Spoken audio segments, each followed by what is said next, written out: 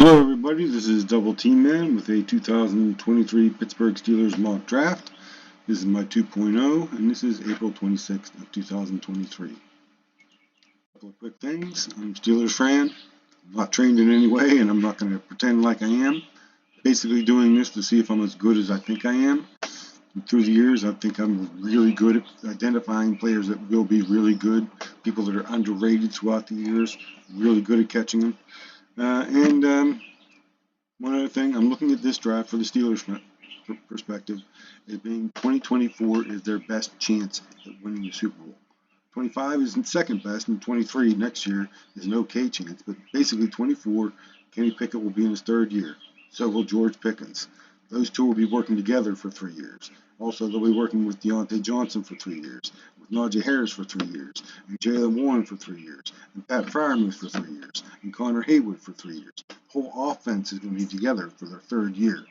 So that should be good. The offense should be up and humming. If they can do something with the defense with all the cap space, 24, they should be able to be Super Bowl favorites. 3 options. Trade up, pick at 17, trade down. They trade up, I have certain rules. I'm not taking 32 off the table. Not going to happen. I look back at the history of second round picks that are traded. I want to trade down from 32 to the first pick in the second round. It is the most easily tradable pick in the draft. So I wanted to trade it down. So I looked at the history of it. And generally the history is really kind of set in stone. They move back a few picks and they pick up a 4th round pick. Happens almost all the time, if not all the time. The only exceptions might be there were a couple of times when they traded way back, like 20, 30, 40 picks. They got something better than a 4th round pick. But basically, you fall down 3, 4 spots, maybe 5 spots. You pick up a 4th round pick and you move on.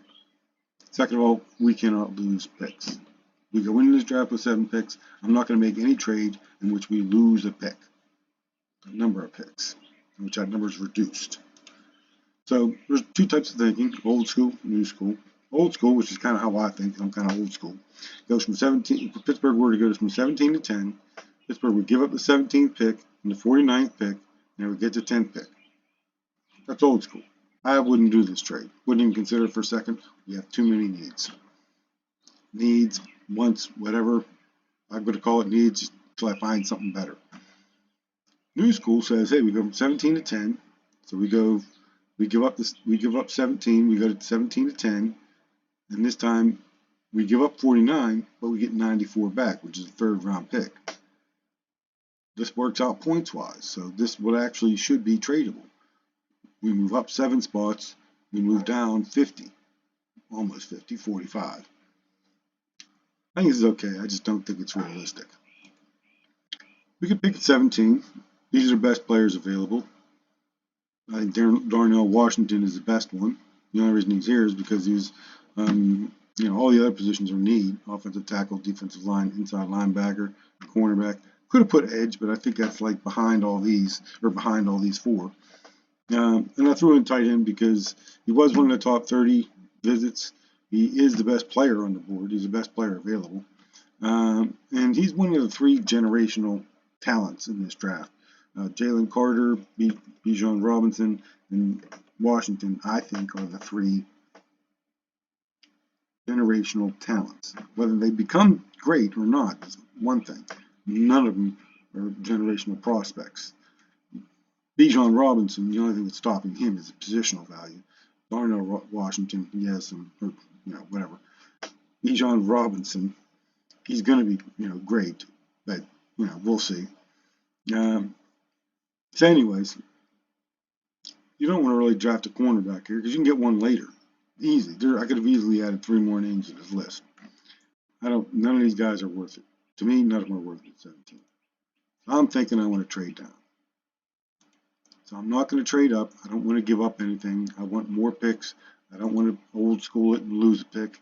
And I don't think we're going to do any of that fancy new school stuff, so it just doesn't work out. Pick at 17.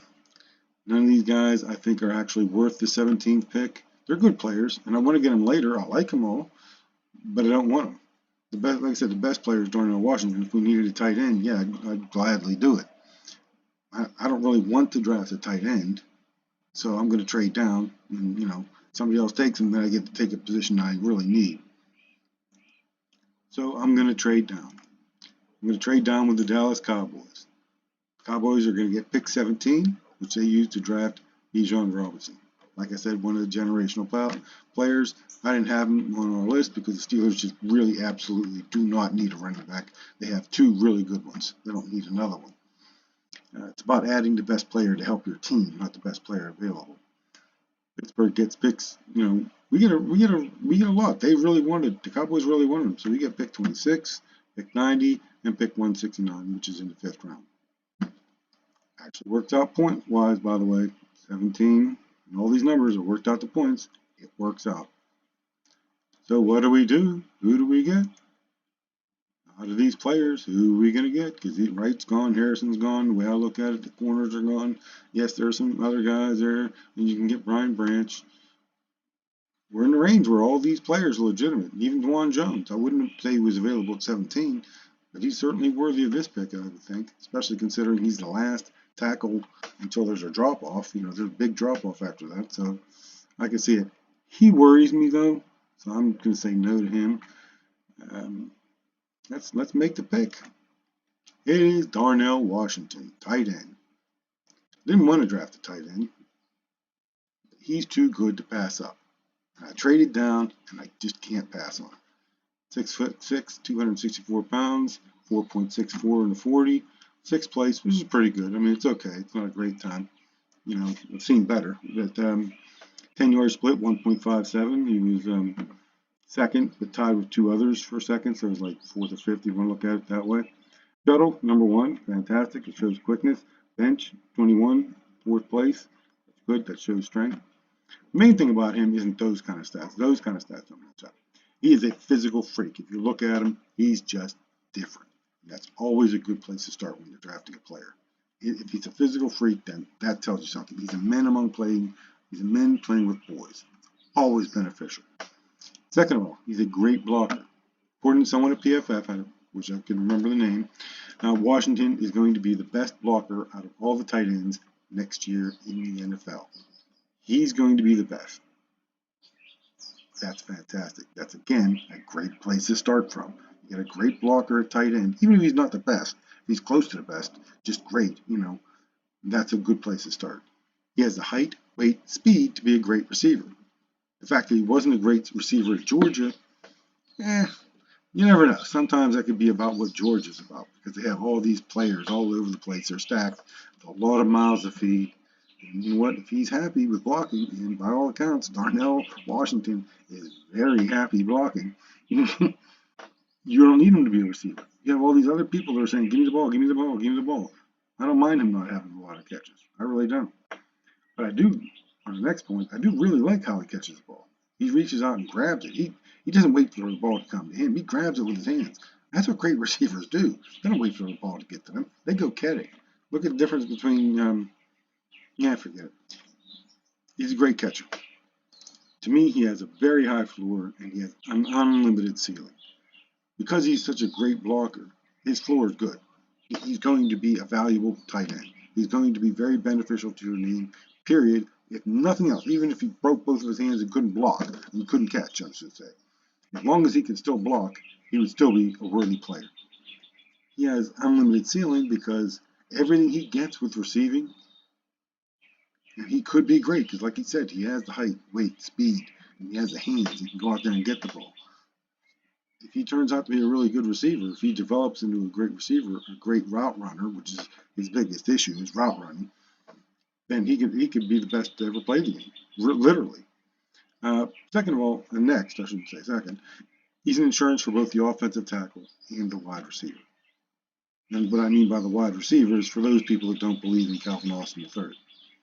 I do, so I don't think you need insurance for Calvin Austin III, but a lot of people are saying draft a wide receiver, draft a wide receiver. If Calvin Austin III is really good, you're drafting a number 4 receiver. And I can't see spending a high pick on a number 4 receiver. But a tight end, somebody can help out an offensive tackle. Maybe you need help on the left side, you move him over there, and he kind of helps you on the left-hand side. Maybe you need him on the right-hand side because they have a really good rusher on the right-hand side. You move the tight end over there. It's really good. He can really help out. And like I said earlier, he is one of the 3 generational talents in the draft. And if you can get one, you get one. Next, 32, we trade down again. Generally, you get a 4th round pick whenever you trade down high in the 2nd round. That's why I have him picking up. 4th round pick, 109. Pick 38, I got him taking Jack Campbell, linebacker. 6'5", 249, blah, blah, blah, blah, blah. There's all those stats, all the numbers beside it, or what place they placed in compared to other like linebackers. 3 cone and shuttle, he was the best at that.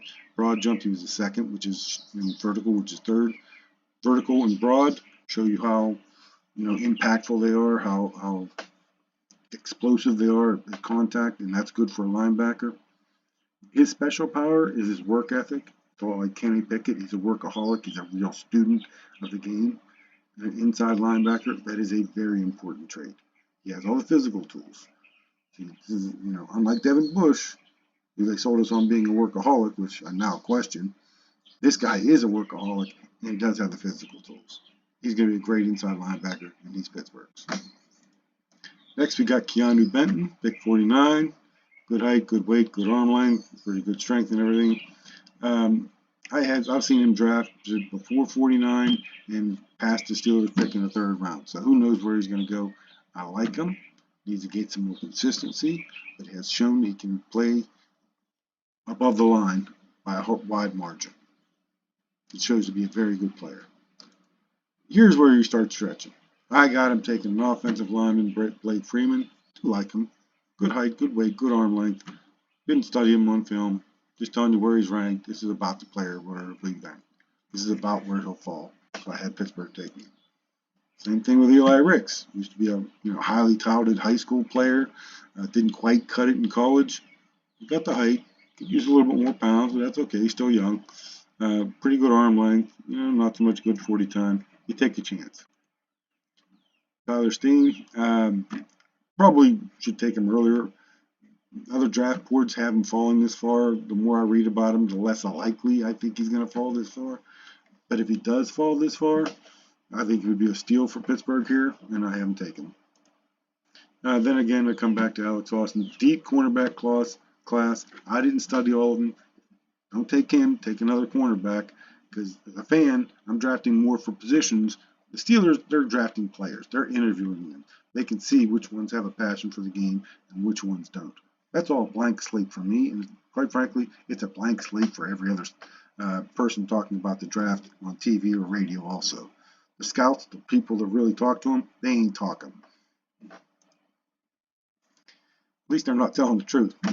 169, I haven't taken an edge player. Mike Morris. Again, might not be him. It's up to the Steelers to pick it.